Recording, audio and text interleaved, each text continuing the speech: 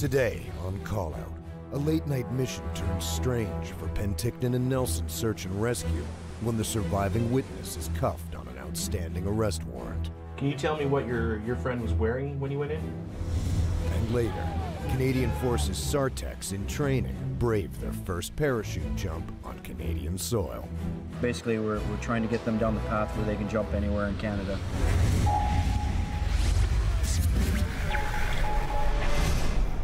Saturday, 11:30 p.m. Members from Penticton Search and Rescue brace themselves for a potential all-nighter. Just a few hours earlier, a man was reported missing in the West Kettle River. He and his friend were paddling down the fast-flowing waters without life jackets when their canoe flipped. His friend made it to shore and called 911.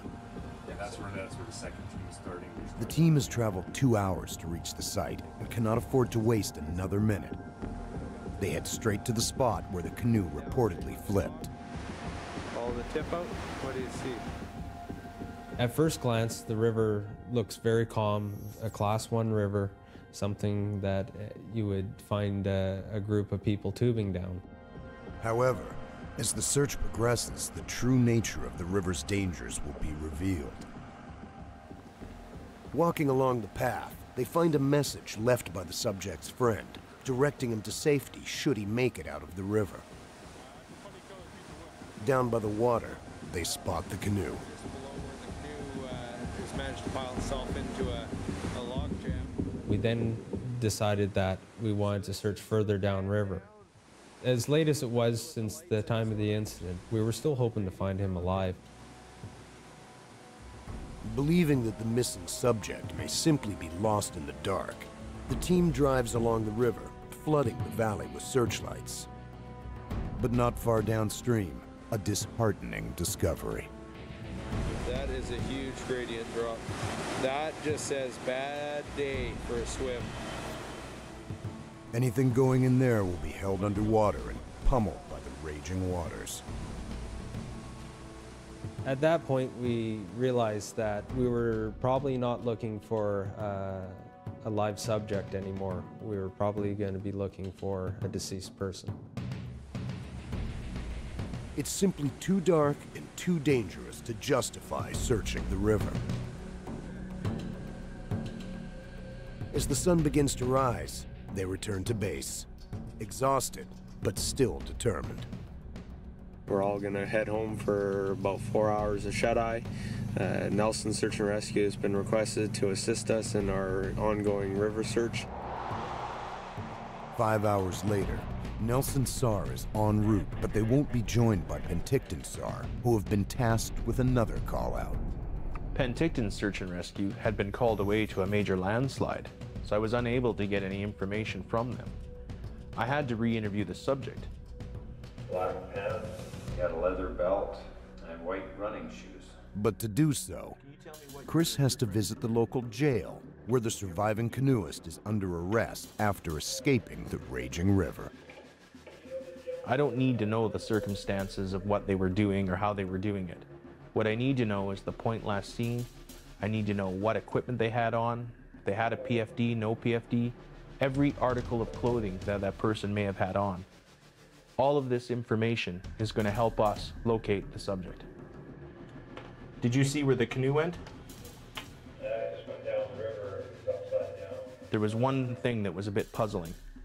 The witness had said that they had flipped on a wave on river left, and the canoe the night before was found on river right.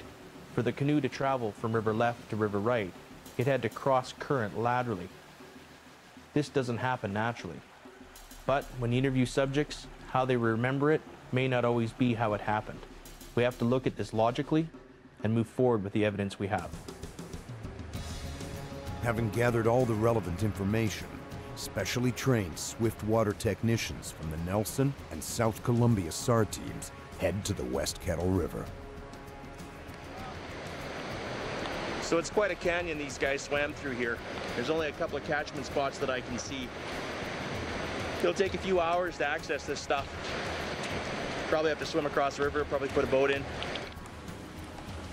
With so many pockets to search, they split up into smaller units to perform a river-wide sweep. It has now been 16 hours since the incident was reported. They're looking for both the missing subject and his canoe, which had dislodged from its position overnight. It's a really good spot to find our subject. If he's come down this section of river, he's going to spend time or stayed right in this big eddy. Most of it's kind of overhung with cliffs, so we've got some guys going down, jump in on tether, going to swim around in there with a snorkel and mask and see if we can find the subject. It's a really big river here. Pretty awesome.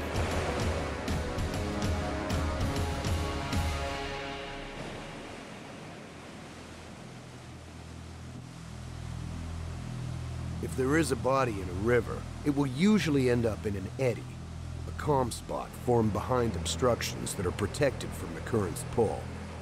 For us, the only way to search it is by snorkel, a mask, or drop camera. If we can't see them there, the only thing left is to bring in the RCMP dive team.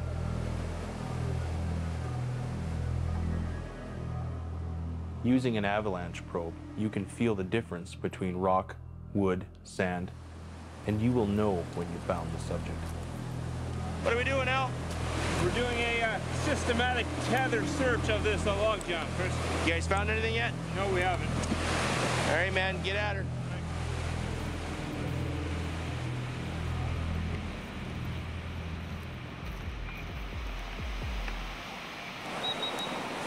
Sheila! We found him. So the other team has just whistled to us on the leading edge of the main log jam where the canoe is actually lodged. We found the subject. So we're gonna head back over there with a cataract right now and see if we can figure out a way to extricate. The team regroups at the location. They recover the canoe and soon realize that all is not as it seems.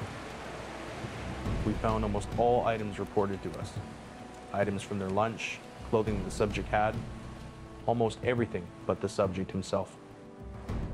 False alarm. So it turned out not to be the subject.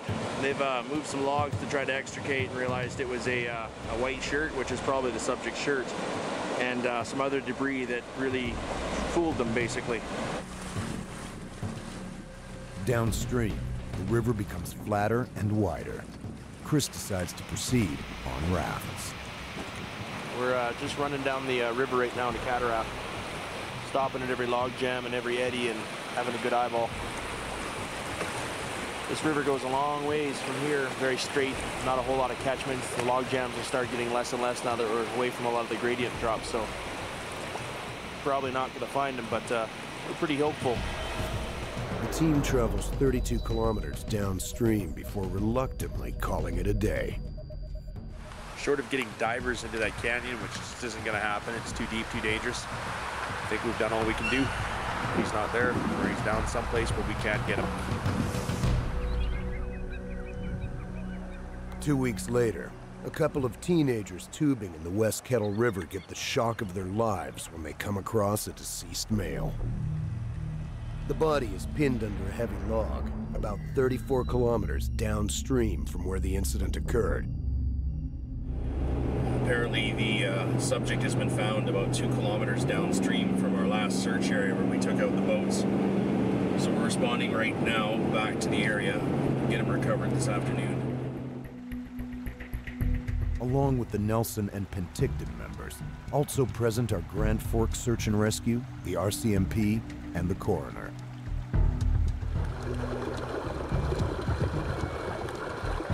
Just throw it up on the wood, give it to Al, and then we'll walk up and be safe about it. Our team knew going into this recovery that this calm-looking water was extremely dangerous. A majority of that powerful current was going directly underneath this log jam. If we were to fall through, we could easily become entrapped. Our subject had been carried all the way down the river. The current had taken him underneath this log jam. 2 weeks had passed, and he had risen to the surface and become entrapped under a piece of wood.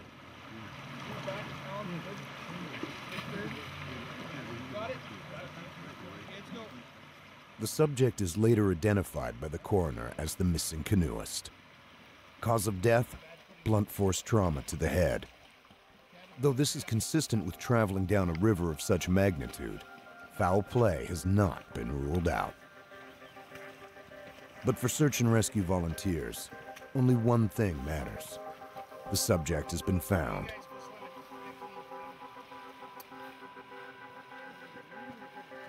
We did a very intensive search of 32 kilometers of river. As it turns out, the subject was found only 2 kilometers downstream from where we stopped. You just never know when that extra mile or kilometer is going to make the difference.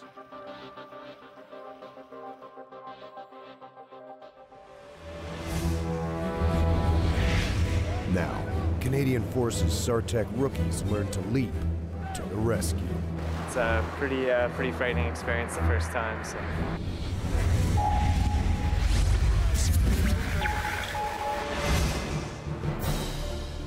For people lost or injured in Canada's vast wilderness, sometimes their only hope will be the Canadian Forces search and rescue technicians. These elite rescue specialists go into Canada's harshest and most remote environments to provide medical aid and extraction. To become qualified search and rescue technicians, recruits must undergo 11 months of rigorous training, including primary care paramedic certification, mountain climbing, scuba diving, sea operations, and Arctic survival and rescue. This afternoon, free fall, same skid as yesterday, okay? Today, in their 7th month of training, these 13 SAR Tech trainees are tackling the challenging paraphase, a 7-week course that will shape them into expert parachutists. Jumping out at 13,000 feet. It's a pretty frightening experience the first time. So. As soon as they give you that go, you just take a deep breath and just leave. There's a few that had a couple civilian jumps, but we're going to take them down a path to something that civilians don't do at all. So. Arms out! Pick a spot on the ground! For an experienced SAR Tech, jumping out of a plane is second nature. Basically, the ultimate goal for an operational SAR Tech is to get on that fixed-wing aircraft, deploy anywhere to help those people in distress, and to parachute into anything. So that could be ocean, it could be trees, it could be the high Arctic. Basically, that's our main means of getting anywhere. Paraphase jumping begins in Arizona, where the trainees make their introductory leaps from 5,000 feet into large drop zones. The first week is all static line jumping into a great big field, so we have lots of room for bad things to happen, and we're also radio controlling them. So we'll talk them down for their first 3 to 6 jumps, depending on how they're doing. The goal here is familiarization and confidence building, not style and precision. You okay, jumper? It's awesome, yeah. SAR Techs use high-performance semi-elliptical parachutes known as ram air canopies. Unlike traditional round parachutes that simply drop the jumper straight down, ram air canopies provide lift and act like an airplane wing. The canopy flies just like an aircraft would. If they want to turn right, they pull in a right toggle and it deflects the right side of the canopy and it steers. They can flare the canopy, they can stall it, slow it right down, like put in deep brake attitude so that it's actually more just floating and getting vertical descent versus the 20 knot of horizontal drive. Over the course of the paraphase, the SAR Techs will learn 2 modes of skydiving, free fall and static line. In a free fall jump, the flyer exits the aircraft at high altitude and drops for a period of time before activating the parachute. In a static line jump, the parachute is rigged to the aircraft and is automatically deployed upon exit. On an actual mission, fully operational SAR Techs typically leap at lower altitudes, therefore requiring static line jumps. No matter what mode they're using, they're constantly jumping during training. They'll jump back to back to back so that they get saturation training that way. But of course, before they can even start any of that stuff, they get all their theory as far as canopy piloting and the theory of flight behind the canopy itself. And then obviously they have to learn how to pack it before they can actually jump. The first static line, the static line is the longest configuration. There's a lot of steps. It took me about an hour and a half, an hour and 45 minutes for the first shoot. Now we are in about the 45-minute range, 45 to an hour depending. Parachute packing is carried out with the utmost attention. Packed improperly, the parachute could malfunction. As backup, all parachutes are equipped with a reserve canopy in case something does go wrong. Today, with over 50 jumps under their belt in fairly easy, wide-open areas, the SAR Techs students are ready to start their confined space jumps, part of the Level 2 training in paraphase. And Level 2 means parachuting into the water or the ocean at night into small confined areas. The more nastier jumping, the little harder to get to areas. The target schedule for today is particularly nasty. The Wing Commander's confined area, a clearing that is 250 by 150 meters, framed on all sides by soaring trees. It's probably one of the most challenging in this area.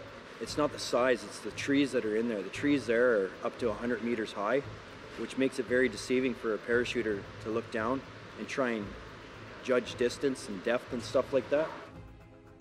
As the parachutist approaches the landing area, the height of the trees creates the illusion that the ground is closer than it actually is. To clear the trees and still make the landing, he has to adjust his angle of descent, path, and speed.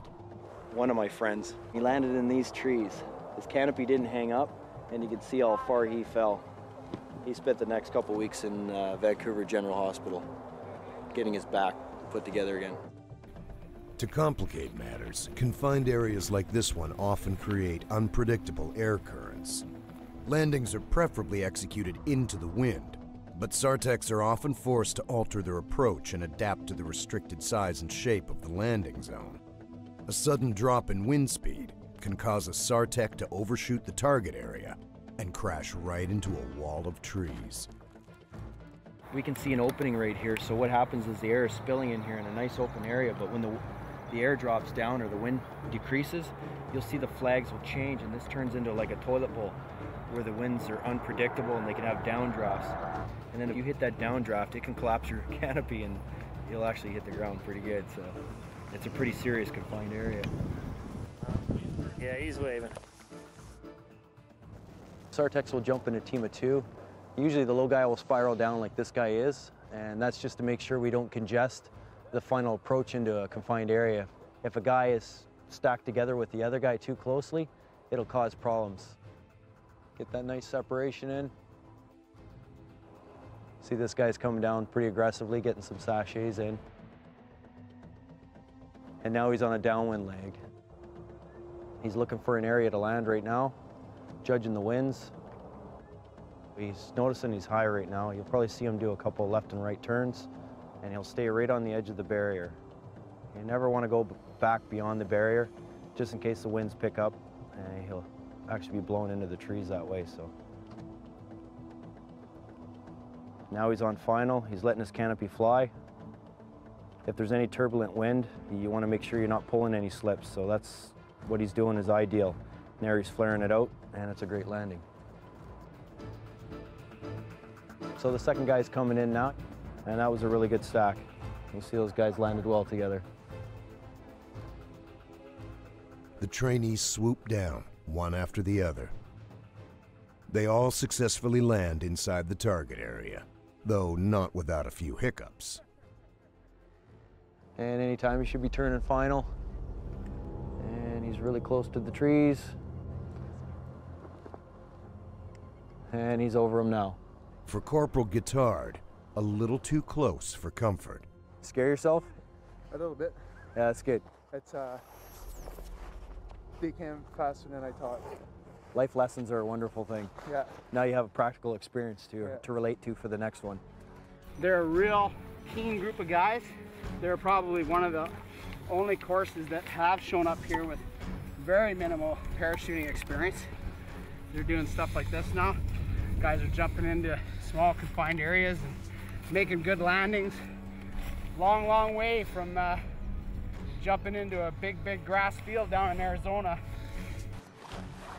Get up in the morning and you go to work and you say, I'm going to jump out of planes. Doesn't get better than that. Okay, I'm happy with what I saw today. Beautiful Awesome. patterns Beautiful today. patterns. These students may be in the final leg of paraphase training, but the instructors will continue throwing challenges at them until the very last day. So really good use of the actual drop zone in your terrain for sure. Okay. Like all SAR Techs, these trainees must be prepared to jump anywhere, anytime to help those in need of medical assistance. We're assessing how good their ability is at this time, and then we'll progressively make it more complex. At the end of it, basically we're trying to get them down the path where they can jump anywhere in Canada. In the next call-out, the rookie SAR Techs practice jumping from low altitudes, where they quickly learn that at 1,500 feet from the ground, there's no room for error. Call-Out Search and Rescue features real stories filmed live by search and rescue teams during actual missions.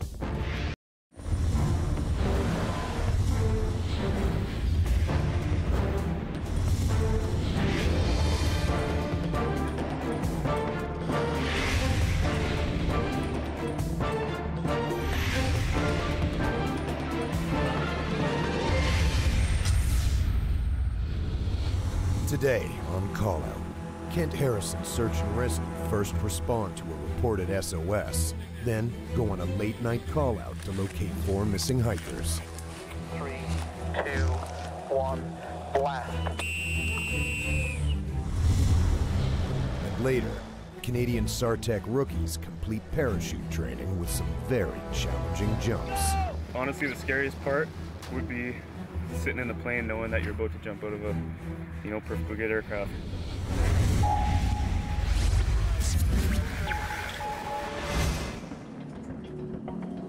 Saturday, 10:15 a.m. Kent Harrison's Search and Rescue launched their 20-foot boat, the Shearwater, into the ice-cold water of Harrison Lake, about 2 hours east of Vancouver. They have been tasked to search Echo Island for the source of a potential distress call. It's like an SOS, We're investigating a flashing mirror. Could possibly be a distress signal. It's been noticed yesterday morning, yesterday afternoon, and again this morning. Maybe it's a person. Sometimes people use mirrors to signal a possible distress signal, trying to get attention from passerbys, boaters, planes, what have you, using Morse code. We always take each one seriously because, after all, it comes in as a call-out. And over the years, we've learned that things are never as they first appear. We tend to take a lot of equipment with us now because you just never know what you're going to face, but you have to be prepared for anything. While the crew gets geared up, Search Manager Neil Brewer plots the approximate location of the flashes on the mapping system. It's about 400 meters east. The coordinates will help guide the rescuers in the right direction. With a steep rock face. At this point, we hadn't seen the signal, but as we got closer to the island, we saw the possible distress signal. Go ahead, Neil. Yeah, you're pretty much right there instead ahead of you. Yeah, we see the flash. Just trying to figure out what it is. The crew head towards the nearest cottage, which happens to be decorated with reflective garden ornaments.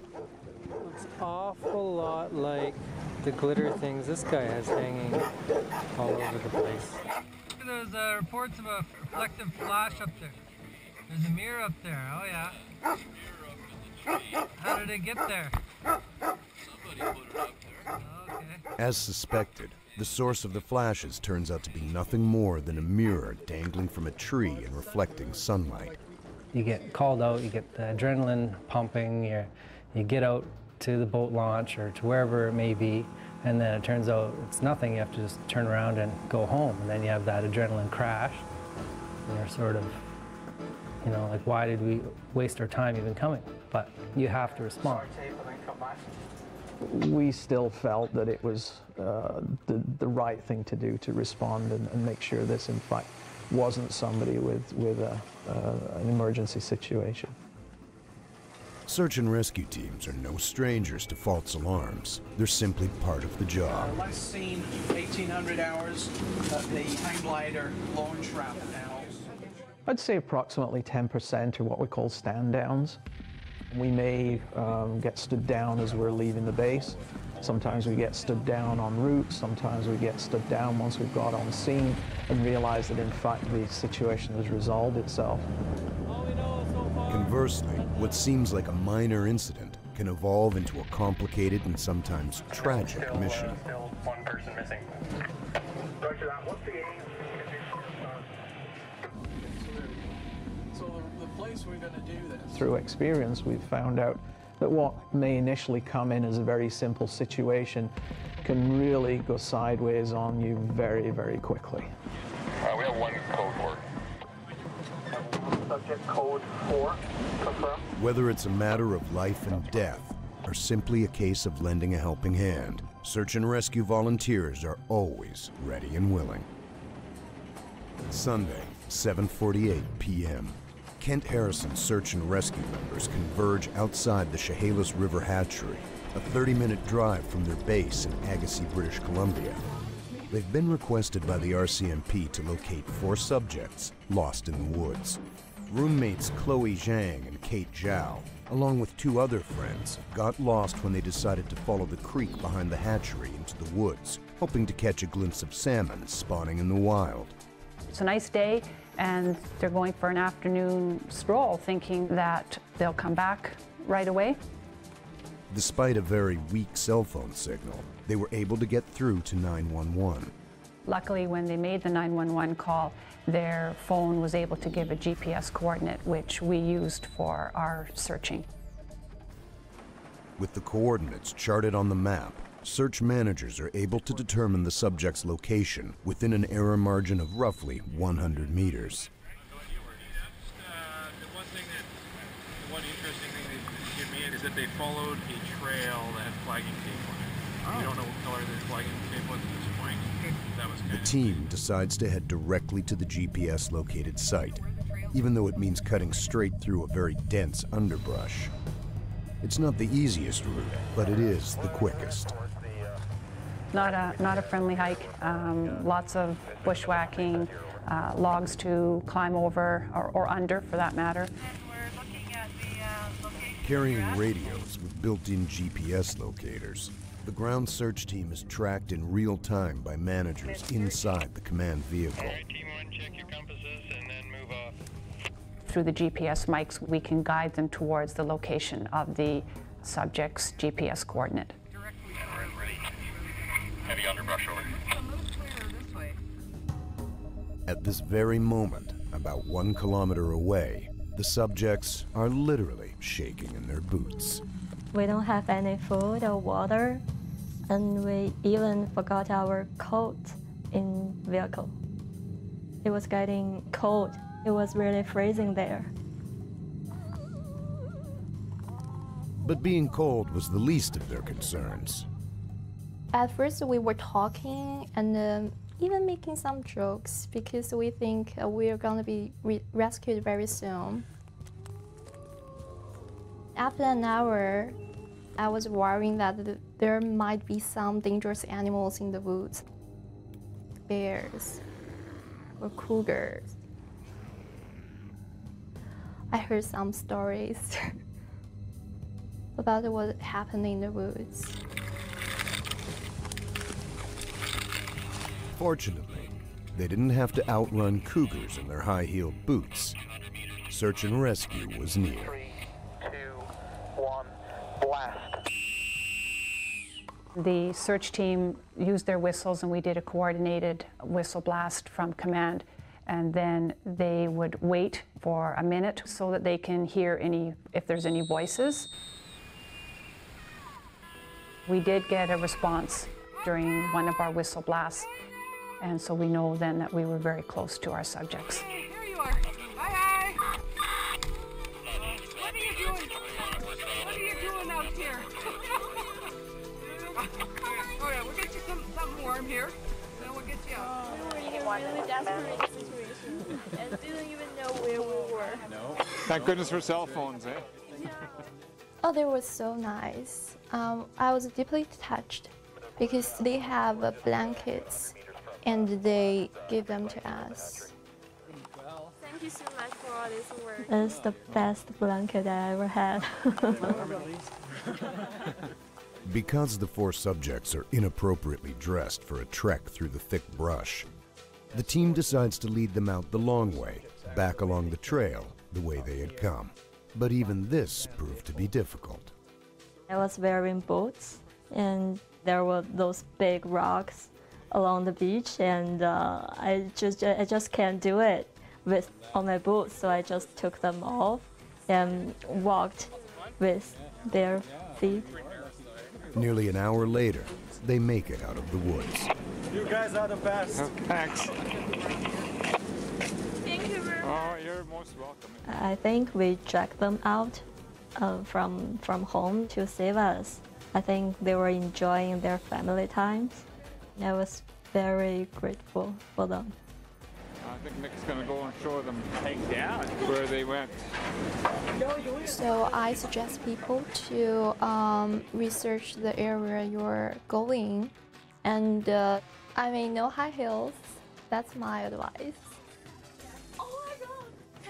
The subjects did the right thing by calling for help and staying put. But, as with most call-outs, the whole scenario could have been avoided. Even if you're going for a short afternoon hike, it's best to not dress as though you're going shopping at the mall. Had their cell phones failed to work, no doubt they would have given a whole new meaning to the term fashion victims.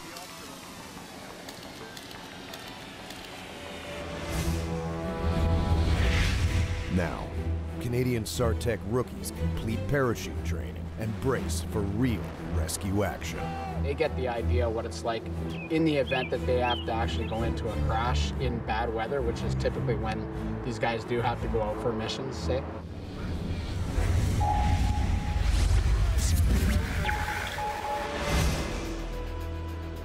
When someone is in distress in the wilderness, the Canadian Forces search and rescue technicians leap into action, no matter how far the location or hostile the environment.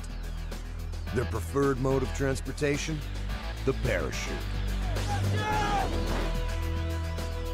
We have to give these guys a mode of transportation to get down to the ground. Whether it's parachuting or hoisting out of an aircraft to get down to a boat that's in trouble, or an airplane that's crashed, or a lost hunter, or whatever the case may be, that's our means of getting there. Once we're there, we rely on our medical skills to render medical aid to the guys that are in trouble. Over the last 7 weeks, these 13 recruits training to become SAR Techs have jumped at least twice a day, every day. Definitely for me, the whole para phase has been the most challenging. I've never jumped out of a plane before the course, so it's a pretty frightening experience the first time.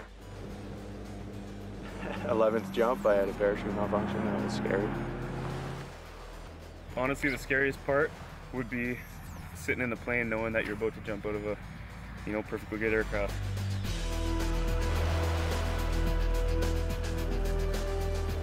The whole parachute phase is designed to take them from knowing nothing and progressing them through all the phases, all the theory and the knowledge, all the skills, the practical applications of parachuting. They've come a long way since the first week of training. All right, fellas, first jump for today. But before the students can move on to the next phase in their SAR Tech course, they must face one last daunting challenge, a low-altitude jump. With a lower altitude opening under static line, okay, it's not a big deal. Okay, nice. These guys are going to go out and do a low-altitude 1,500-foot jump under static line. It's a culmination of everything that they've learned. It's a little bit of a pucker factor for sure for these guys. The other thing that can happen is going out, not having that positive exit and getting that clean attitude out of the aircraft and coming down that slide. Jumping from 1,500 feet is considered very risky, even for professional parachutists. In fact, the Canadian Sport Parachuting Association recommends jumping at no lower than 2,200 feet. Not a lot of time. But when it comes to saving lives out in the real world, SAR Techs can't always choose what conditions they'll deploy in. So, When you want to take into consideration, they get the idea what it's like in the event that they have to actually go into a crash in bad weather, which is typically when these guys do have to go out for missions, say. All right, any questions? Ready to move here in 5 minutes. There you go, that's all. Thanks, Kurt. Go home. Just turning off the emergency deployment because we're jumping too low, so you don't have time for it to go off. I don't know how I feel about that. He's the man. I usually jump and get hurt, so I just fix everybody else's. The trainees admit to feeling a little nervous. Pretty risky. I mean, there's not much time for reactions. You have to know your drills, procedures, and then you have to set up your pattern quickly. The instructors, on the other hand, are not worried. SAR Techs routinely deploy at even lower altitudes. It's one of the lower jumps they've done so far. They'll do lower, but that's we're in training environment right now, so 1,500 feet is the lowest we can put them out. What makes this possible is their specialized ram air canopies, which are designed for easy maneuvering, even while carrying close to 45 kilos of life-saving equipment. This canopy that the students are flying is built to carry heavy loads. It's a bigger canopy, and it's essentially a wing, and acts very much like an airframe. You can turn it left, turn it right by deflecting the tail. You can glide it, make it plane out, trim the canopy so it'll fly horizontally and lose a lot less vertical descent. You can dive it, and we need it to be that maneuverable to get into the areas that we have to penetrate via parachute to do our job. He's coming into an entry point right now, and he's probably about 1,000 feet. So he's making those turns to get separation from that other guy so they don't have problems when they get down low. So he's on a downwind leg now, and depending on his altitude or how it looks to him, he'll just keep coming around to final. Now he's right into wind. Set up for the center of the pea gravel bowl, and you'll see him come down to a first stage, and then a finish. It only takes about 80 seconds from exit to landing. That's our Chief Warrant Officer, John Oak. First stage, plane out the canopy, and finish. Nice. Textbook.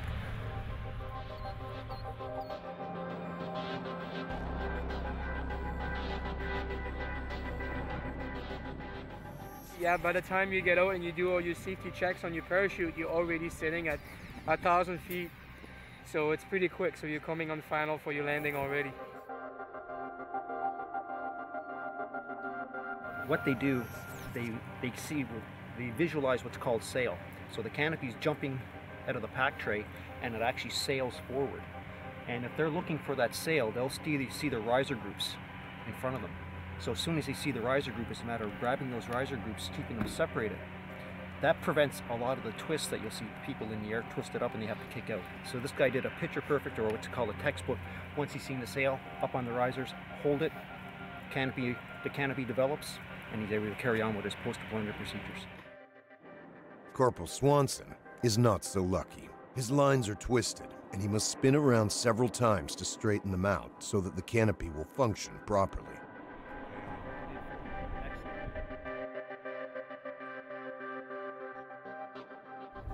I don't know, it jumped out and then it was twist.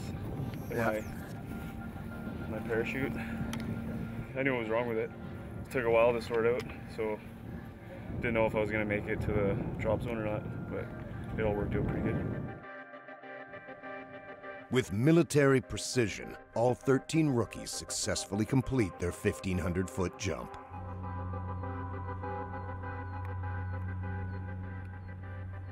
Okay guys, so really good job this morning on the static line.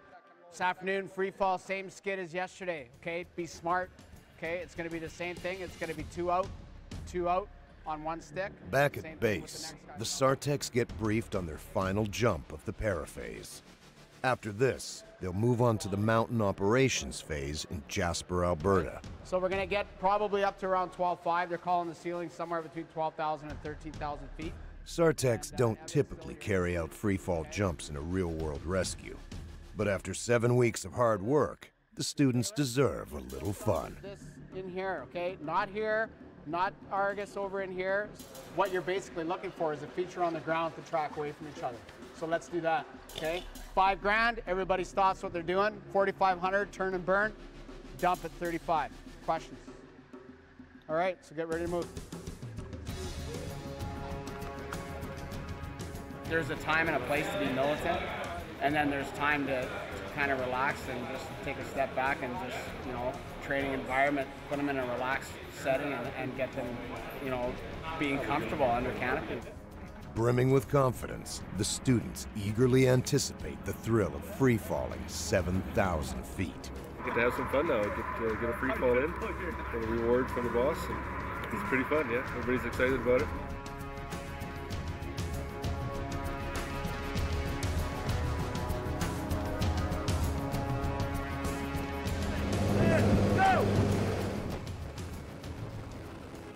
At this speed of exit, about 140 kilometers per hour, jumpers don't experience the sensation of falling. The resistance of air creates a feeling of weight pressing up against their body.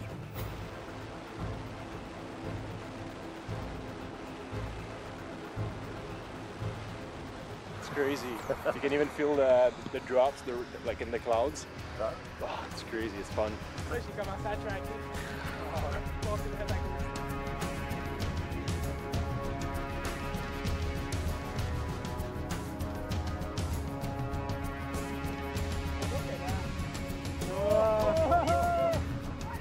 As the paraphase enters the final days, these SAR Techs students are now able to use yet another highly specialized skill in their life-saving profession. The start of the course, I wasn't even sure if I was going to jump out of the plane, so getting to this part was pretty good for me. So now 62 jumps later, so it's pretty good. Old pro now.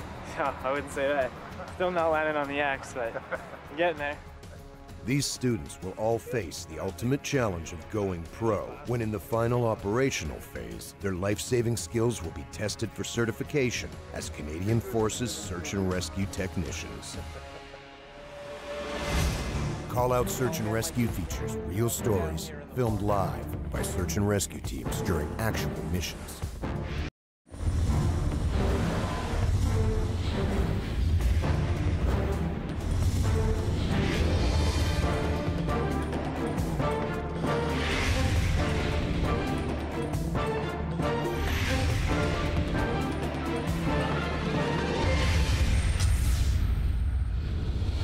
Today on Call Out, whitewater specialist Chris Armstrong is en route to the scene of a car crash in the Similkameen River. We're just inside the Buffalo right now. They're just doing their checklist. And later, military and civilian search and rescue team up to find a missing airplane. We're going to come in and extract all the casualties as well as the SAR Techs and the rescuers out.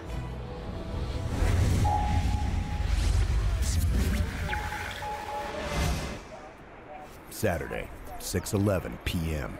Search and rescue coordinators are wrapping up a 2-day-long training exercise when their cell phones go off simultaneously. Penticton SAR is requesting professional swiftwater rescue instructor Chris Armstrong's expertise at the Ashenola River, where a car has been found half submerged. The driver was last seen leaving a nearby campsite. He has been missing for 18 hours. Now, usually this is, a long drive, or we have to find a helicopter that can get me there. Conveniently enough, the Armed Forces 442 Squadron was also part of the exercise, and they offered to give me a ride. So we're just inside the Buffalo right now. They're just doing their checklist. They figure it's about 35 minutes flight time. It should be pretty quick. It's a nice ride if you can catch one. On departure, it'll be a climbing turn, back to the left. It's a nice country out here. The aircraft will drop Chris off in Penticton. From there, it's just a short helicopter flight to the Ashenola River.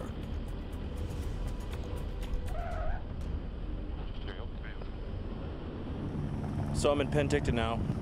Got a helicopter coming right now to grab me, and we'll head on to the river and see what's going on. What's our ETA there, Rick? We should be there in about 12 minutes.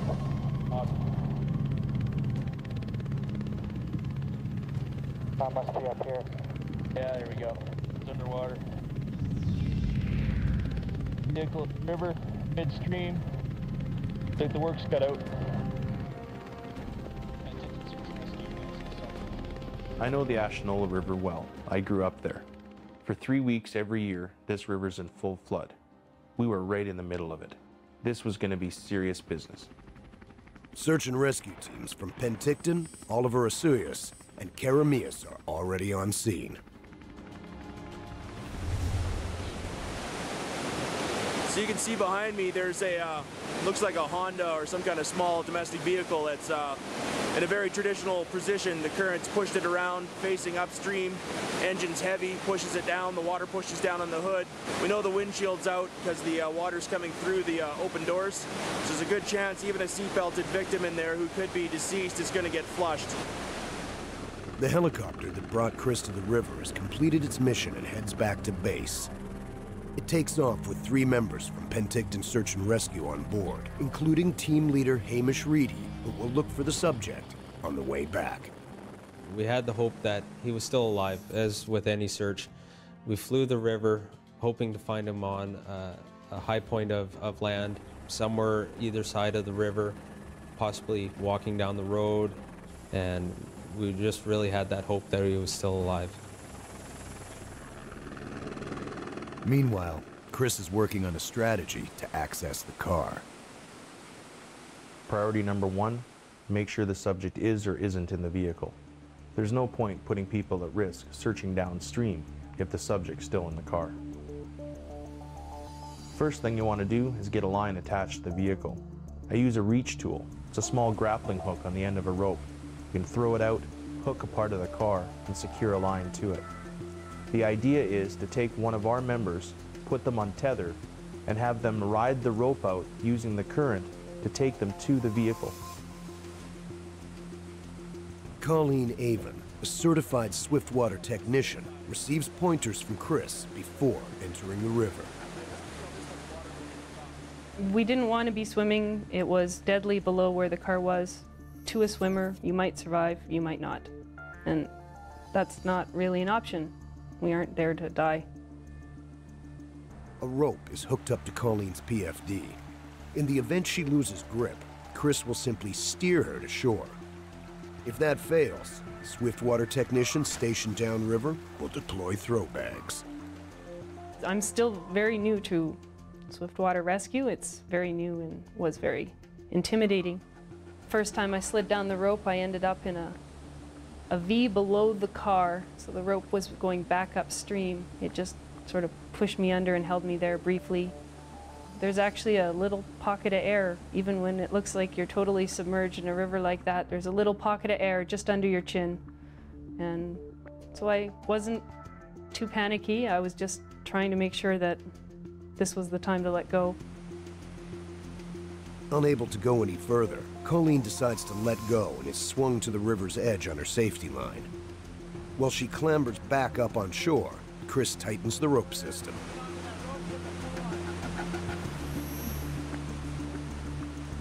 This time, it's smooth sailing. I knew that once I reached the car that there would be an eddy behind it where the force of the river would be less, and it would give me an opportunity to let go of the rope and grab onto the car and pull myself up onto the car without too much of a struggle. The whole force of the river was actually pouring through the front and then out the side windows, and it was just a car full of black water, some floating seat cushions that were still attached, and that was really all there was. Once we determined the subject wasn't in the vehicle, we're already on the vehicle, we might as well try to retrieve it. Colleen attaches the tow line to the roof and returns to dry land.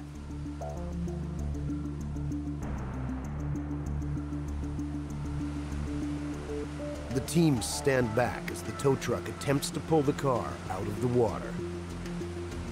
But the river's current holds the vehicle in its ruthless grip, and the tow line rips free. So we've done what we can today. The vehicle's in a position now where we can't get a cable on it, so we're gonna shut down the vehicle side of it. We'll do a river search tomorrow. Guys will see what they can find. The vehicle itself will leave where it is until the roof's exposed, where it's more safe to get in there and have a look at it. At the crack of dawn, search teams are back on the job. Last night, nothing was found. We're going to return back to the scene today and search the remainder 4 to 5 kilometers of river down to the Similkameen River. The teams fear that if the subject is not found in the Ashnola River, he won't be found at all.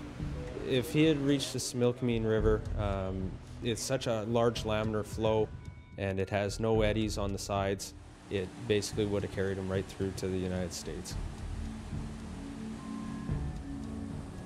We think of the river as what would a piece of wood do floating down the river. So we check high probability areas where you've got log jams or logs rolling in the river. They use avalanche probes to feel the bottom of the riverbed, but their search is limited to the shorelines. The river current is boiling fast. We didn't want to put anybody in the river at all. Unless we had a live subject, we were not going to put somebody in the river.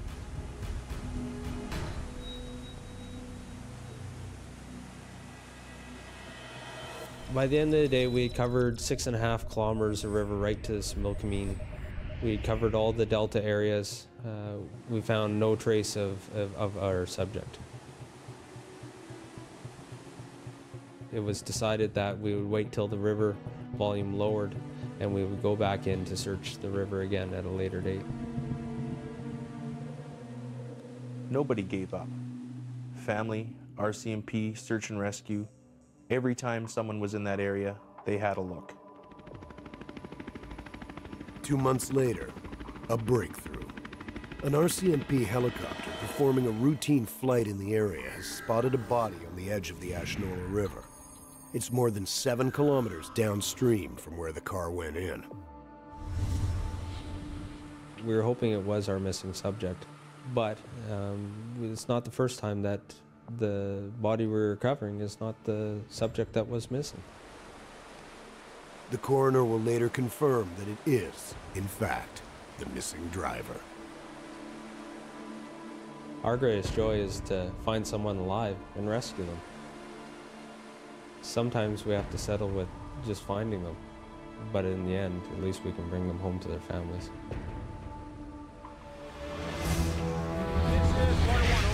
Now, military and civilian search and rescue hunt for a missing airplane.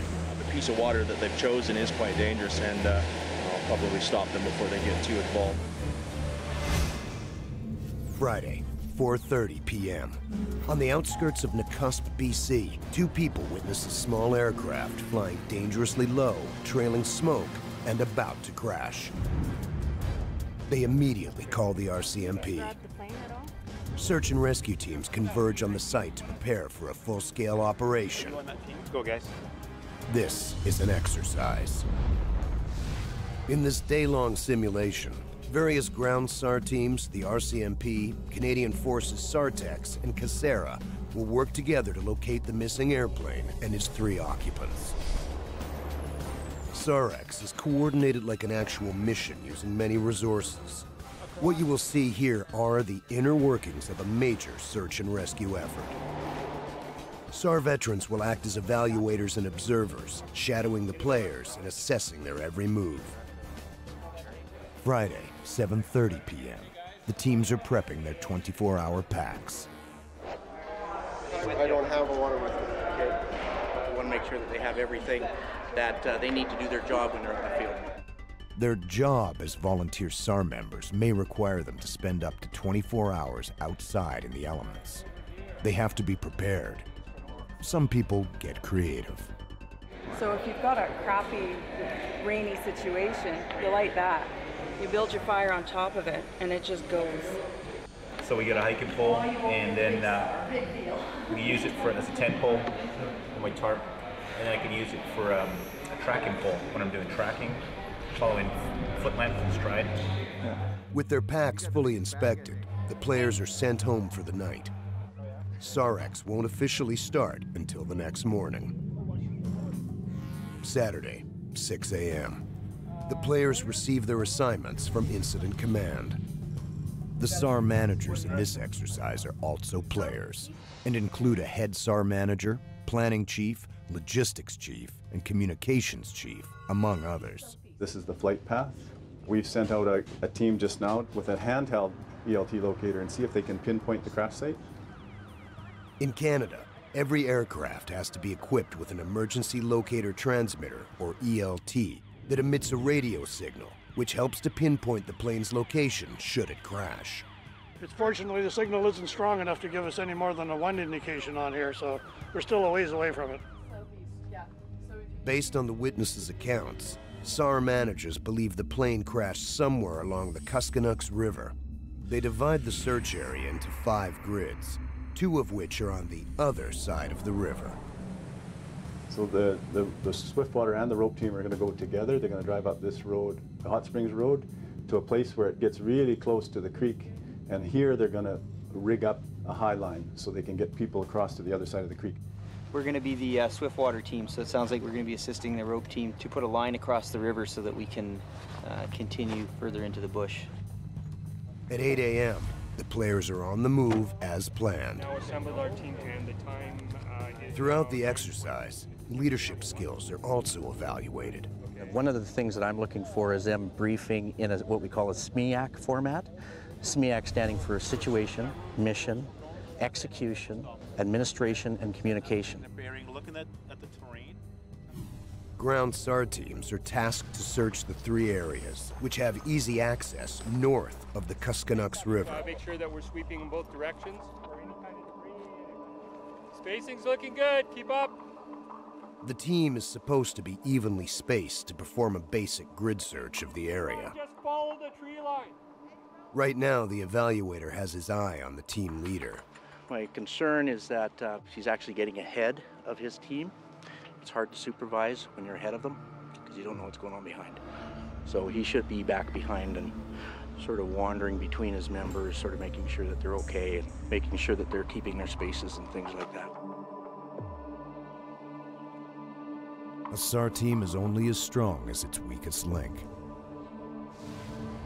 While Alpha Team comb the clearing, the Swiftwater and rope teams are preparing to traverse the raging Canoes River. They will have to rig a high line to get across. We have a rope team that is going to be building a high line. The Swiftwater team is going to be getting the rope to the far side and assisting that rope team to get across the water barrier. The rapids here are Class 3 whitewater and full of hazards. In the exercise, this part of it was never really intended. The piece of water that they've chosen is quite dangerous, and I'll probably stop them before they get too involved, as it's going to take too much and the risk is too high for an exercise. 9:15 a.m. Volunteer members from CASERA, the Civil Air Search and Rescue Association, arrive at an airstrip near the SAR base.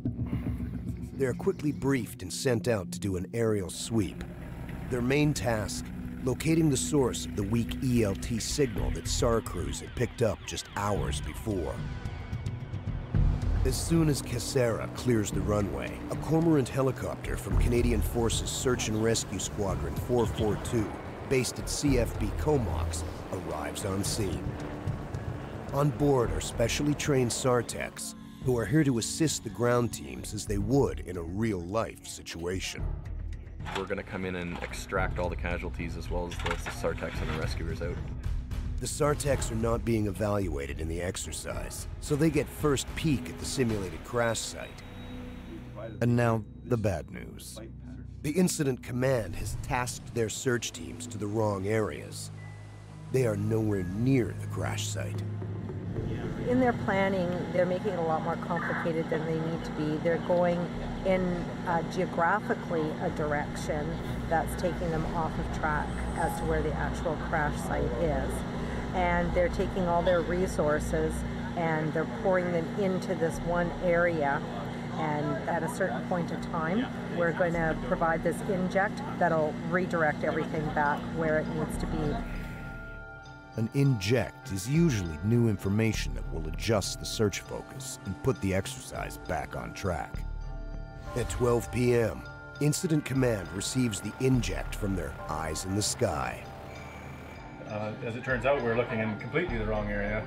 The plane was actually spotted, and it's several kilometers to the southwest of where we were looking. It's down here right alongside the Kuskonucks on another tributary, so we're going to send a hasty team in there right now. This is the way search and rescue goes. Sometimes the eyewitness says something and it doesn't turn out. You just got to keep looking until you find something. The search teams are called back to base. We've been called back to base, so we are discontinuing our search even though we didn't finish sweeping this area. But not everybody gets the news. We lost communication with them, and we can't get a hold of them, so we're moving forward with our mission. Communication is vital to any search effort. Search managers will often set up a complex network of radio signal repeaters to communicate with ground teams searching BC's mountainous terrain. Command, this is rope 1, over. Luckily, the message gets through before the teams waste much more time and energy rigging up to cross the churning river. It's probably going to take us a good 15-20 minutes to break this all down and pack it away. 1:30 p.m. Ground SAR teams Alpha and Bravo arrive and join SAR Techs at the crash site. It appears that they're located on an island. The other side of the river looks no better than this side for approach. They enlist the help of the SAR Techs and devise a plan. Him and I are going to go upstream to where we said approximately where the small stream is entering the river. Yep. We're going to swim it. Yep. We're going to penetrate that site. We're going to radio back. We'll tell you exactly what's going on that scene. Yep. And then you guys can start making up your mind how you're going to set it up to do traversing and things like that. The SAR Techs report back that one subject is deceased, another is severely injured. The third occupant of the aircraft is missing. A member of the Swift Water team joins the SAR Techs on the island. Alpha Bravo is splitting up, sending Team Bravo is sent downstream to look for the missing occupant. The priority right now is to get the injured subject to hospital. They'll use the Cormorant helicopter to hoist him out.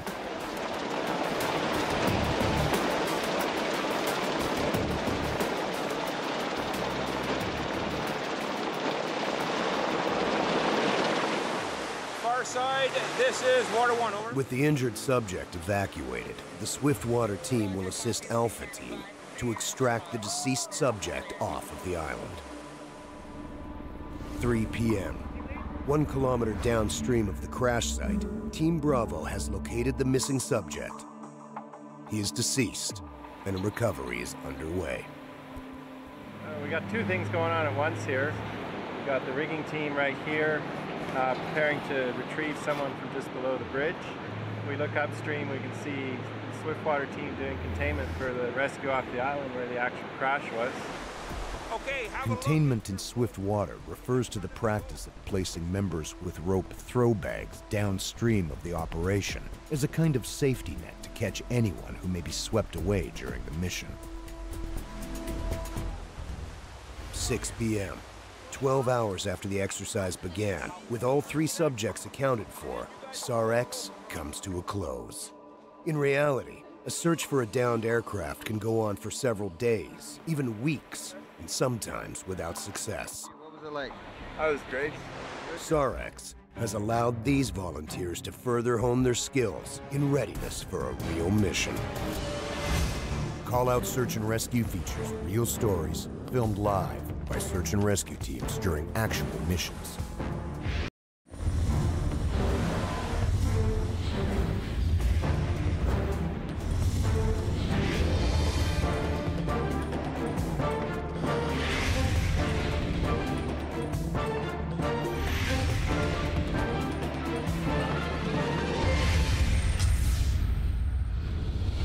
Today on Call Out, Nelson SAR is en route to rescue a snowmobiler who's crashed 30 meters down a mine shaft. There's an old mine right there. Okay, let's get down there. And later, Avalanche dogs learn to find people buried in the snow. As always, it's the handler that needs the most work. The dog's got everything dialed.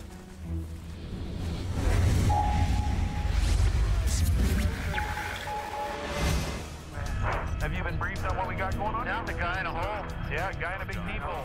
Tuesday, 3:22 p.m. Nelson Search and Rescue raced to the site of a snowmobiling accident near Kootenai Pass in the Selkirk mountain range, an area prone to deadly avalanches. On board the helicopter is team leader Chris Armstrong, medical doctor Mike Guinness, and veteran avalanche technician John Tweedy. There was widespread avalanching on the east Ken side. Gaddick from nearby Creston was snowmobiling in the backcountry with his son and a friend when he drove straight over an abandoned mine shaft. The snowmobile barely made it across the opening, and Ken fell backwards, tumbling a staggering 30 meters down a series of steep inclines and vertical drops. Badly injured, he's now trapped partway down the shaft, unable to move. When I read the pager, it came across a cell phone, snowmobiler in a mine shaft in avalanche terrain. It was kind of like, oh, well, what is this, a test? You know. A call to stand by has been placed to mine and cave rescue experts in the region. Old mine shafts can be extremely dangerous because of loose rocks, falling debris, deadly gases, or lack of oxygen. Rescuers have died inside mines while attempting to save others. If we can do the rescue safely, we'll do it. If not, I would stand by, secure the area, and we'd wait, whether an hour or 12 hours, for mine rescue to show up. They're fresh both ways, but if you could see which way the last... With limited information about the exact location of the accident, the team is forced to search for snowmobile tracks in the dense forest below. Let's follow that one. Is it fresh on there? Just give me a sec here. There's a road hiking up. Within minutes, those tracks lead them directly to their target. See them? See three of them or one bigger? There's an old mine right there. 12 o'clock. 1 o'clock. Right up on top there. Affirmative, we found location. When the helicopter came around to the right angle, you could see the mine shaft. It was 10, 12 feet square, big black hole in the side of the mountain. Totally blew me away. Thought, what the heck is that doing there? I'd say we're pretty safe, eh? No, you're good, Chris. Okay, From his vantage point in the helicopter, Avalanche technician John Tweedy gives Chris the green light to proceed with the rescue. John, watch that tree on your side for me. Got it. Are we okay there? A small group of snowmobilers eager to help brief Chris on the situation. How is he secured to this rope? I believe He secured himself down there. Yeah. So he's on the line now? Yes. How far down is he? He's right there now. I believe he's with the other two guys. Okay, my name's Chris. I'm with Nelson Search and Rescue. Who do I have down here? We got Steve and my dad Ken is the one that's hurt. Steve and Ken, is that it? Trevor. Okay, nobody move, okay? We're gonna get ropes. To his surprise, he finds not one, but 3 men inside the shaft. Ken's son Steve and family friend Trevor had climbed down to rescue him. Using a snowmobile tow rope, they've managed to drag him 2/3 of the way up the shaft.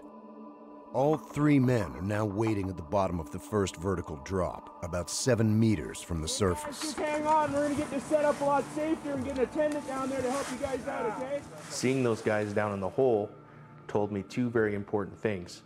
Number 1, they have a good air atmosphere. They've been in there for hours.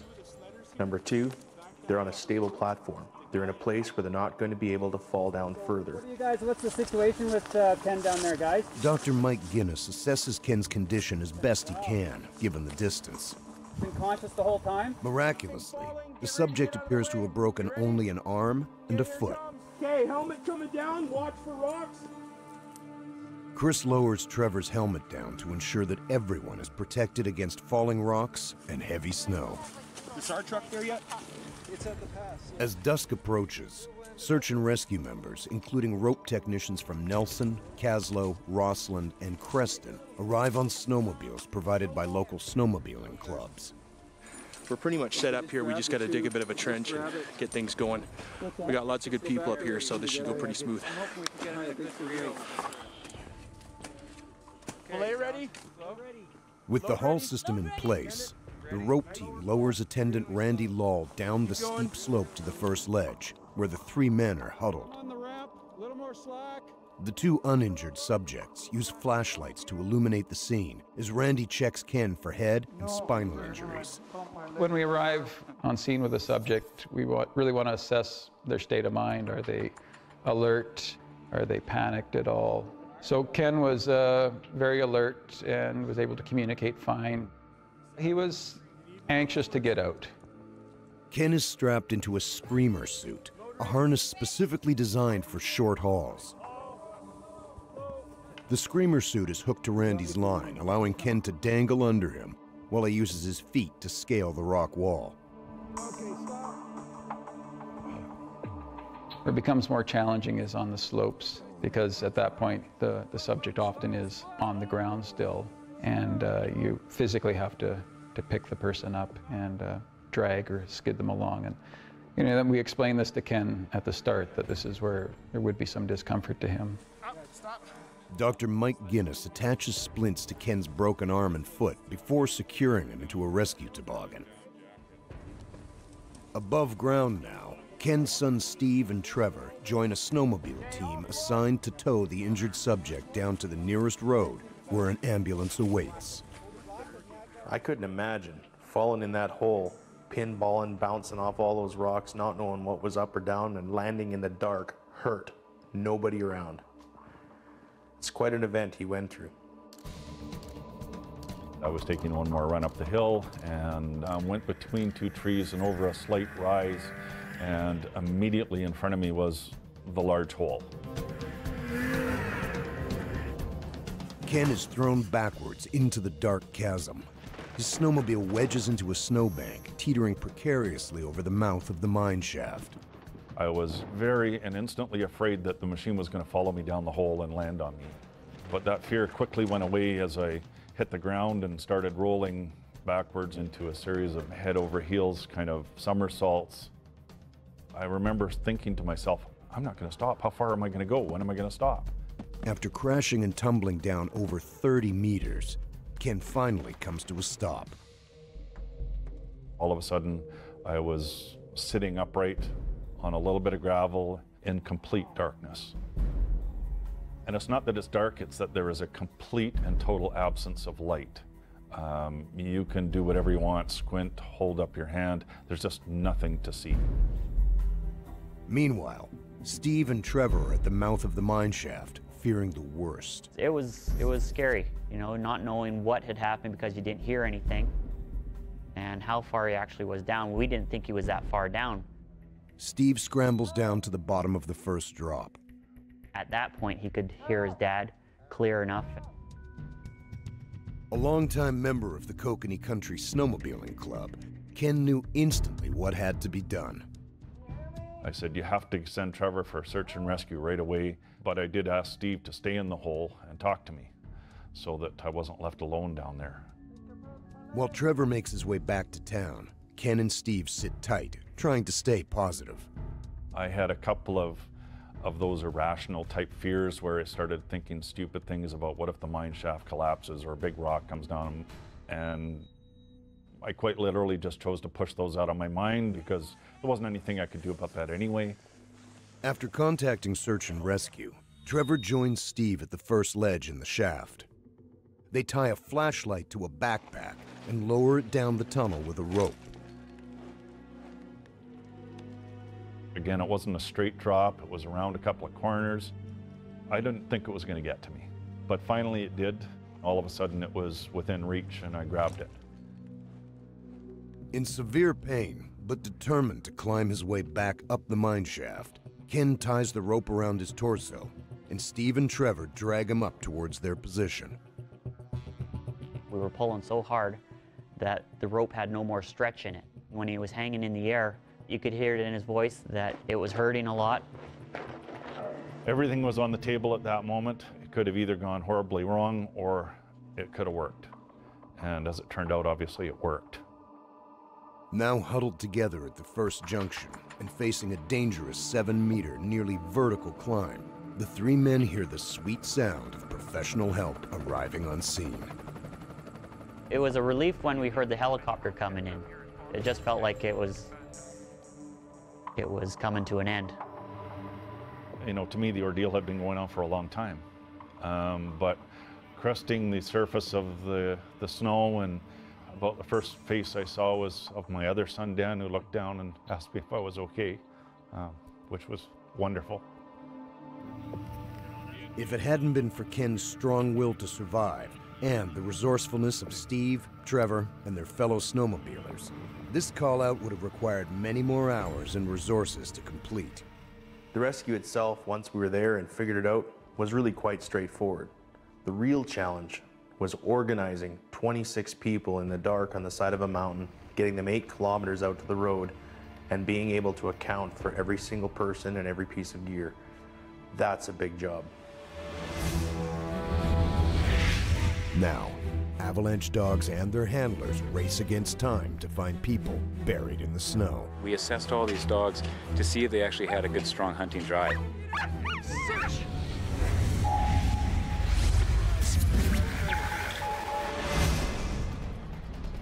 Friday, 12:20 p.m. A deadly avalanche slams a backcountry skier, burying him under a meter of hard-packed snow. Oxygen is running out. In Canada alone, avalanches kill on average 14 people per year. If victims don't die on impact from their injuries, then they perish slowly from asphyxiation, unless found. Once buried, odds of survival are 90% in the first 15 minutes. After 20 minutes, they drop dramatically. Thankfully, today is just an exercise. I want number ones to take 3 steps forward and halt. The Canadian Avalanche Rescue Dog Association is running a week-long winter course at Fernie Alpine Resort to train dogs and their handlers from all over Alberta and British Columbia. Okay, Dogs and Masters forward. When an avalanche incident occurs, these teams can be deployed by helicopter in a matter of minutes. Because their missions are so critical, avalanche dogs begin training at a very young age and don't stop until they retire. Each person here is an active member of a first response group with mountain and avalanche experience. I'm here because I've both responded to avalanches and dug out buddies, and I've also been in avalanches. And I'm all about prevention. Public forecasting guiding, we're about avoiding avalanches, but our last layer of defense is having to rescue. Around your foot so you get a tight roll on. Okay, seatbelt on. Back in the spring, each dog in the beginner group was individually screened and given the green light. So how we actually started with this group was back in May, we assessed all these dogs to see if they actually had a good, strong hunting drive. All these dogs have already passed that. They showed us in May that they did want to search, that they do have that natural instinct and drive. So now this is where we introduce the game to them. To make the dog do the work, the handler must first convince them that it's a game. Holes are dug in the snow to serve as hiding places.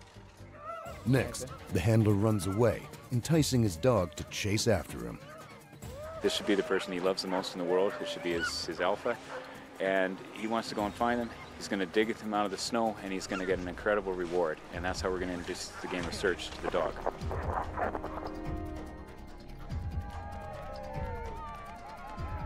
Search dogs must display the drive to find anybody, not just their handler. The quarry is now a stranger.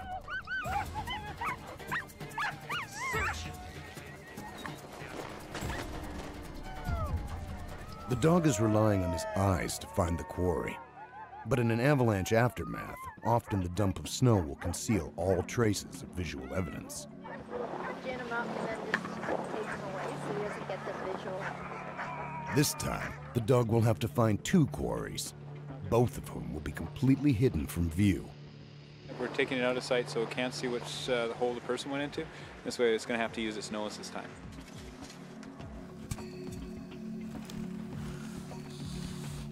How's that look?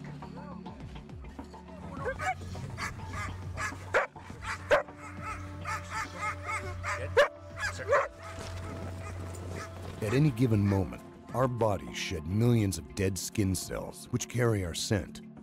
These scent particles rise through the snowpack and up to the surface, where they act like a glowing beacon to a dog's built-in radar, his nose.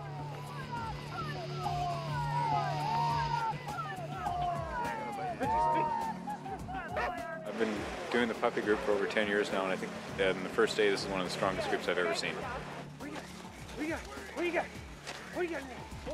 Further up the mountain, in an area prone to actual avalanches, the advanced group is also busy training.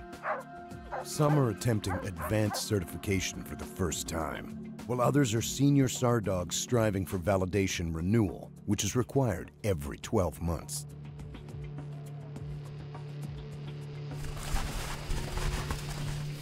If they're successful in this validation search, then they become an operational avalanche rescue dog team, or they could be up for revalidation. We have to recertify every year.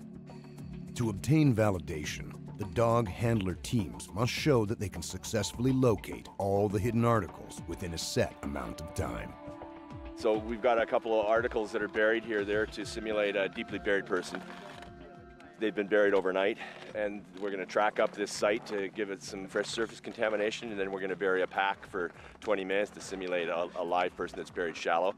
And then the handler's going to work the site after it's aged for about 20 minutes or 30 minutes or so. What's that? Good girl. Is this person alive?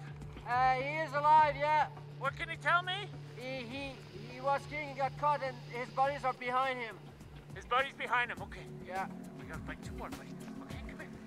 With the mercury plummeting to minus 25 degrees Celsius, it takes a lot of dedication to soldier on. We got a little bit of frostbite going on. Trying to keep him warm.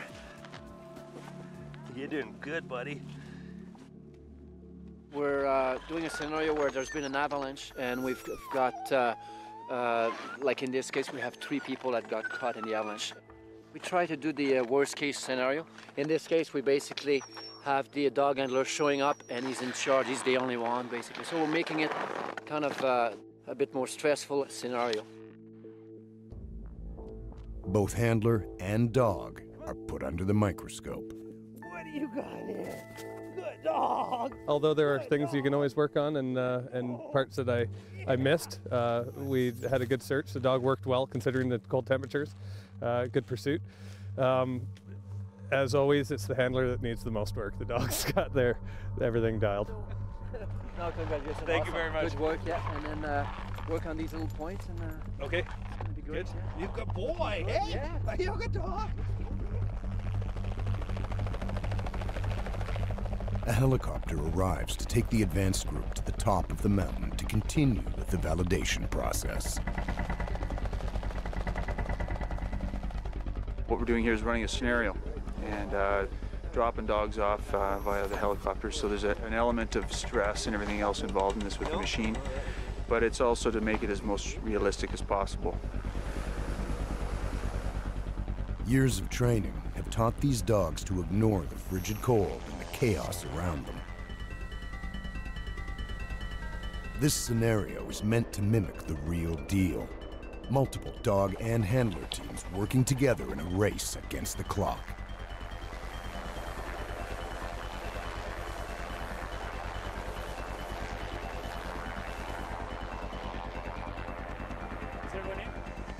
Guys, we got possibly 9, maybe 8, okay? No last seen point, possibly wearing beacon, okay? Everyone look at their beacons, make sure they're all on search, okay? They waste no time honing in on the scent pools. Are they alive? Unresponsive. Thank you. What do you got there? Let's get it out of there. Come on, let's go. Let's get it. Yeah, let's get it out of there. Despite the gravity of the situation, the handlers reward each find with enthusiastic praise. In real life, they must keep this up even when the dog finds a deceased person. Got another victim. The reward is what motivates them to keep searching. The senior avalanche dogs show why they are so valuable. Within a short 12 minutes, all the missing subjects are accounted for. The simulation comes to an end, wrapping up day 3 of the 7-day course. In reality, for these working dogs and their handlers, training is never over. For this reason alone, certified Avalanche SAR dogs are a scarce breed. A lot of people start to realize that the commitment that they have to go through to be in the time and place to do it isn't what they wanted. And dogs change, people change. Sometimes lifestyle changes, what have you. So we have about a 40% dropout rate through the careers of most of our dogs. But those who are able to make this huge commitment do so because they know the Avalanche dogs provide the public with an essential service, one that can make the difference between life and death. Call Out Search and Rescue features real stories filmed live by search and rescue teams during actual missions.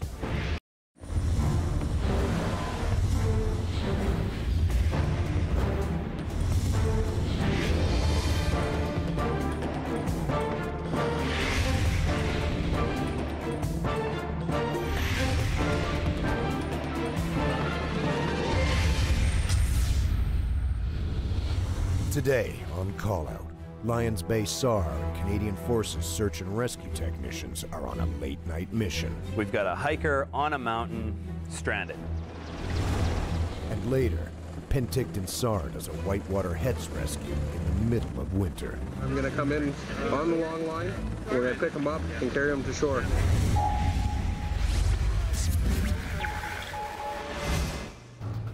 Phase your crew, we have a mission. Wednesday, 8:15 p.m. Search and rescue members from 19 Wing Air Force Base in Comox, British Columbia go over last-minute plans for a late-night rescue. Their mission? We've got a hiker on a mountain, stranded. That's all I needed to know at that point to start getting my gear prepped and put on the aircraft. Everything was there because we literally just finished a flight an hour before. Tonight, the winds are high, the clouds are low, and time is short. We had to act quickly just because of the window was closing very fast on us just for weather.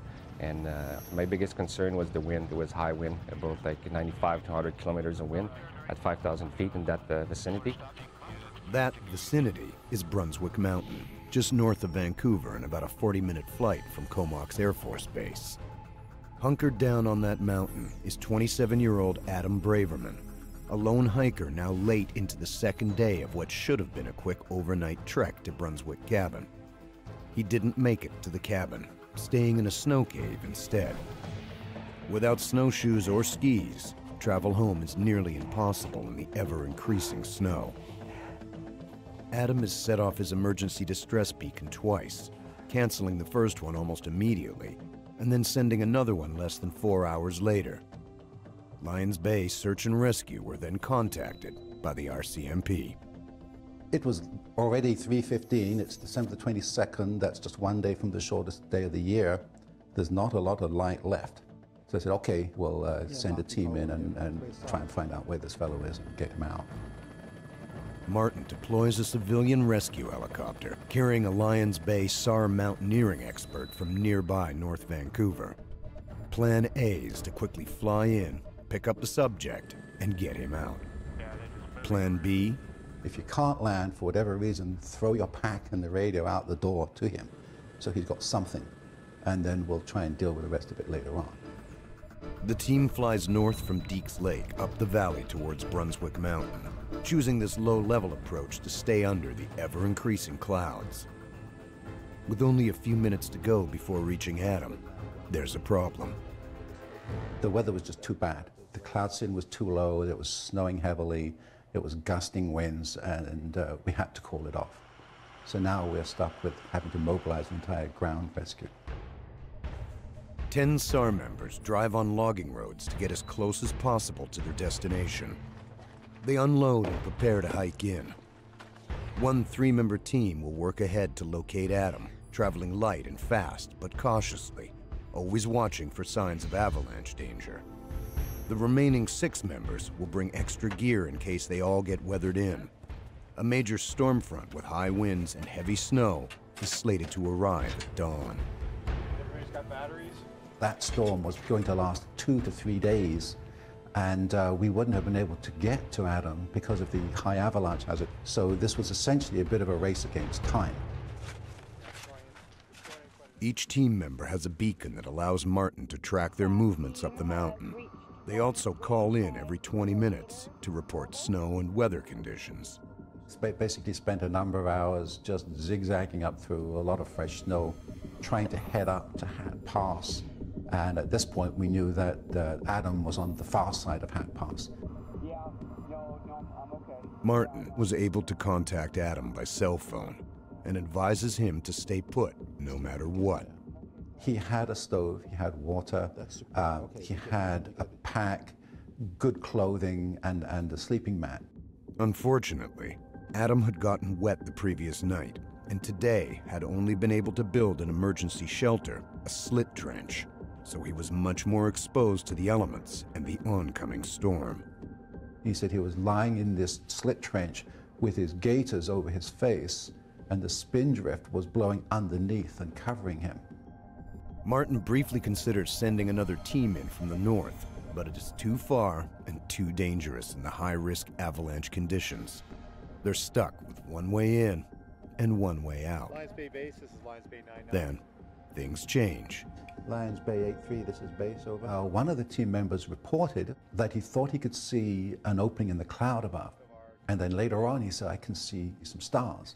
So then I decided, okay, let's see if we can get 442 Squadron to come in as a backup option. With the SAR Techs en route to Brunswick Mountain, the ground teams continue working their way up the ridge. By 10 p.m., the first team reports hearing a voice. Then, they spot Adam's headlamp. He's 400 meters away, on the other side of Hat Pass Gully. Prime avalanche terrain between him and the rescue team. We just had storm after storm. We had a lot of fresh snow. And when you look at the Avalanche website during the rescue, they were just a series of red bars. Just as Lions Bay SAR starts checking the area for avalanche hazards, the SAR Techs arrive in their Cormorant helicopter. And on our night vision goggles, as soon as we get on scene, we could see like 6 little flashlights on top of the ridge. So we talked to them, and we were trying to locate the subject. And they said it was about 200 meters just uphill. We could see a single light, but it was actually in cloud. So this is at that point that I told myself, oh boy, this is going to be a good one. A good one, indeed. It's dark, cloudy, snowing, and the winds have now picked up to more than 85 kilometers per hour, creating severe turbulence over the mountainous terrain. The issue with that night is we were on the lee side of the hill, the back side, and that 85 kilometers of wind was hitting the front side of the hill and was creating two big zones, one big zone of turbulence on top and one big downflow. So usually on a mission like that, we go straight to the guy and we kind of go in between those two layers. But that night we had no option of going between the two layers, so we had to accept at one point that we're going to get bounced around pretty good, and we did. It takes the entire flight crew to slowly and carefully move the Cormorant up the ridge. As we're going up the hill, we got one guy in the tail to make sure the tail doesn't hit anything, one guy on the left-hand side that is calling the movement of the aircraft all the way up, and myself, I'm back inside the cockpit looking at all the instruments, because at that point we're asking the machine to go all out, to give whatever it's got, and the pilot on the left, he's flying, he's got his head outside, and he's pulling as much as he can so that we can go ahead. And on my side, I'm looking at the torque, which is the power the helicopter can develop, and it's right at the maximum. And probably 1 or 2% more, we would have over-torqued the helicopter. They have to fight the downdraft all the way up. The downflow on us was extremely strong, so the guys in the back were getting bounced around, and we go up from tree to tree to tree. We stop there, maximum power, while the wind is pushing on us. And at one point, the wind comes down a bit, so we go up, up, up. And at one point, we were able to actually see the subject. So as soon as we had him visual, it made us feel good because we actually were able, for the first time, to actually see him on the ground. I looked right up at the helicopter with my headlamp on, and the headlamp went right into the cockpit. I signaled to them, and I sort of waved my hand at them. So I told the guys, okay, let's give it a try. And I told them it doesn't have to be pretty as long as it's fast, and we call it a grab and go. He said it's going to be a single down and a double up, which means that I'm going to go down alone, I'm going to come up with somebody else. And he clarified to the crew that Nick will not disconnect from the hook. And he looked at me and he was very authoritative about it. Nick, you do not disconnect from the hook. And there was no way I was planning on it because the avalanche risk seemed a little too high and I did not want to stay on this cliff for any length of time. We put all our searchlight on the subject and we got ready for the hoist, and the guys in the back were already all good to go. The light was just blinding. It was pounding down right over top of me. They had hovered even lower down to about 20 meters so that the rotors were just low enough that they kicked up all the storm snow. As soon as we were in the hover, Carl brought the hook in. I hooked myself up. He gave me a safety check, and then I departed the aircraft on the hoist. Because of the turbulence, it caused quite a swing on the cable. And in order to alleviate the swing, I lowered the SAR Tech actually into the tree so he could grab a hold of the tree and stop swinging. I grabbed onto the tree, but because the hoist was so unstable, it actually ripped me off that tree, and I bounced the rest of the way down between these 3 trees that our subject had dug a trench between. When I hit the ground, I landed directly in the trench, pretty hard, but I was literally an arm's reach from the subject.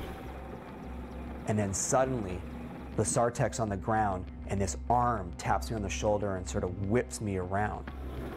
He turned around, looked at me, and he had a look of surprise in his eyes. It kind of said, "Where did you come from?" And I looked at him square in the eye, I said, "Let's get the out of here." I conned the aircraft back over top of the SAR Tech. He was ready, he gave me a thumbs up, and I proceeded to hoist him in. And I picked him up quite quickly. Initially, we swung out away from the trees, which was pretty good. But on the swing back, we smoked into this big old tree. And I don't think the subject even noticed. I took the brunt of the force. I looked at him, I said, "Are you okay?" He said, "Yeah." "All right, keep your head down." I grabbed his hood, and I pulled the top of his hood down to his chin so it'd cover up his face, and we made it back into the helicopter. Once on board, the SAR Techs immediately check Adam over. You know, he had a little bit of a chill, but if you touched his torso, touched his forehead, he was warm. He was checking to see, was I cold? Was I hypothermic? He asked me, you know, how are my hands and fingers? He asked, when have you had any water? When was the last time you ate? They grabbed a boxed lunch. He initially refused. He said, no, I've got some survival rations, and I've eaten survival rations for some time, and it's not pleasant, so I gave him a boxed lunch. I said, get some real food in you. Adam is flown to a landing pad near Lions Bay, checked out by the ambulance attendants, and then taken to Lions Bay SAR base for a debrief. For the ground SAR teams and 442 Squadron, it was a successful mission. I was just very pleased that he was in as good condition, because I think otherwise we probably would have been waiting 3 or 4 days to have rescued him, and it could have been an entirely different story. So it was a very happy ending. Now, Penticton SAR deals with a whitewater rescue in the middle of winter. We were into a very fast-paced rescue mode at that point.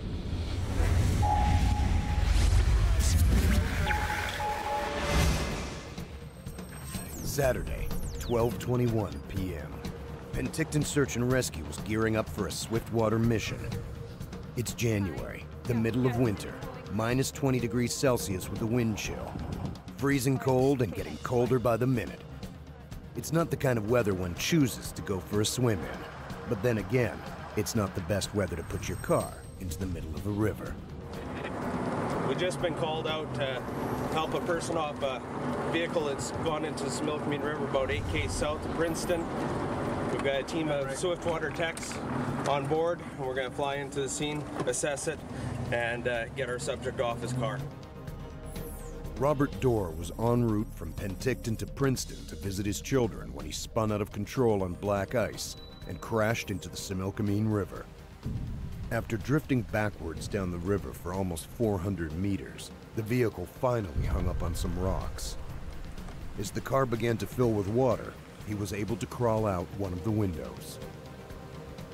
Robert is now trapped on its roof, surrounded by icy, fast-flowing water, unreachable by emergency or ground SAR teams. Princeton Road Rescue was already on scene. Attempts to throw a throw bag to him were unsuccessful, and they knew that they were into a situation where they needed our services. At the airfield, the Swift Water team must decide what gear goes by helicopter and what will be taken by ground. It's all about keeping the weight down and the rescue options open.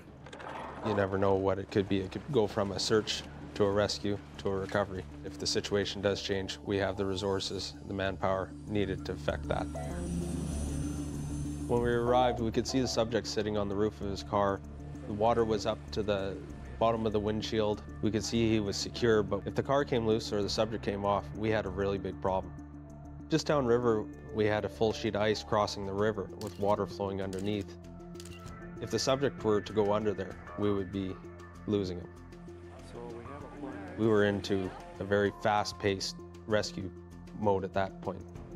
The first order of business is to send a rescue swimmer on a line out to the subject with a PFD. Our rescue swimmer also brought out a foil blanket and hot packs to help keep our subject stabilized and warm.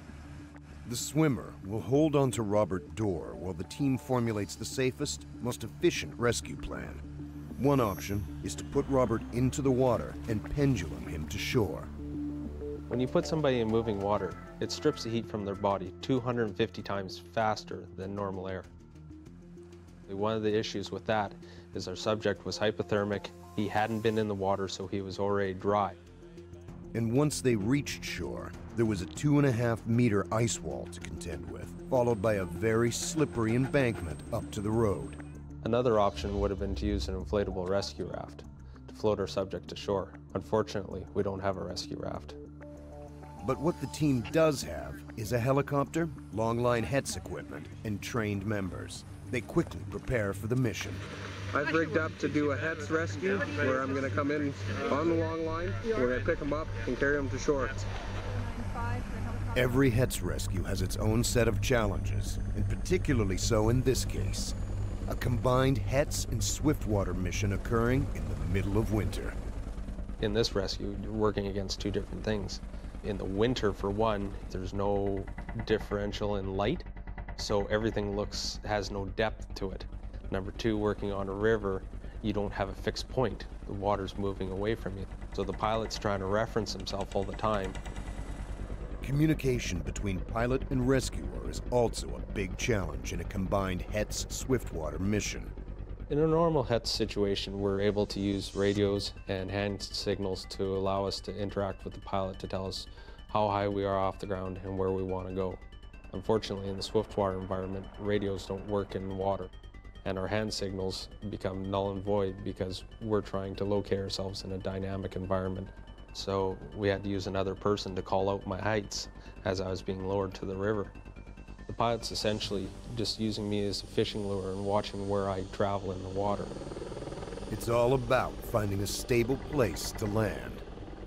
We're looking for something that we can land on or in that allows us to stand up and detach ourselves from the rigging. It was either a car, we're looking for a large rock, a sandbar, or an eddy, which is a still pool of water that we can stand up and effectively get ourselves stabilized and release ourselves from the line.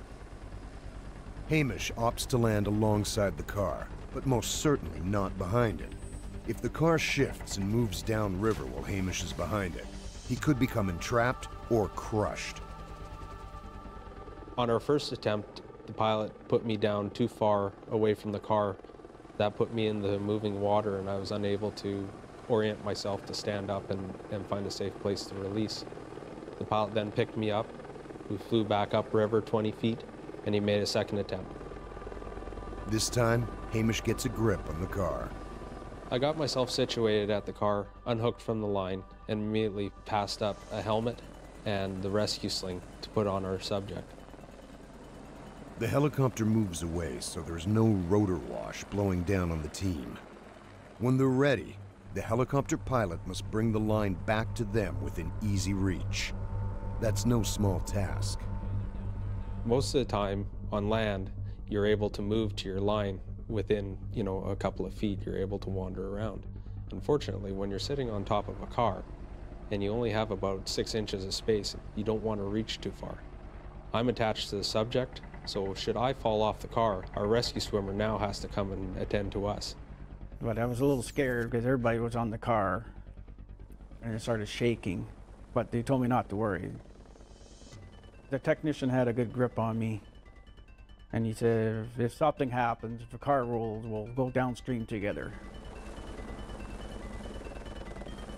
Every movement we make on top of that car is precise. We wait for that line to come to us. And indeed, helicopter pilot Eric Stoof places the line directly into Hamish's hand.